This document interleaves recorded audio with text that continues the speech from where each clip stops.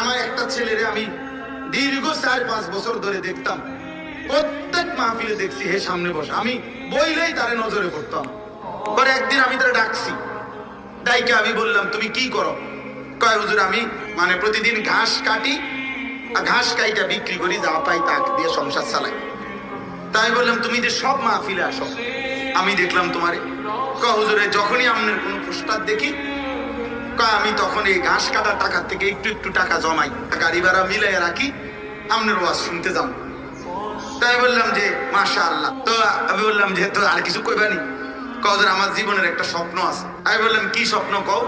আমি 10 টাকা 50 টাকা করে জমাইতেছি, আল্লাহ যদি আমারে কোনোদিন তৌফিক দেয় আমি আমনের আমরা এলাকায় দাওয়াত দিয়ে নিয়ে ওয়াজ করাবো। পরে আমি বললাম ওহন দ্বারা অন ডেট লো, এখন নাও ডেট, আজকে তোমারে ডেট দিলাম, হাদিয়া দিতে হবে না, আমি দিমু তোমারে।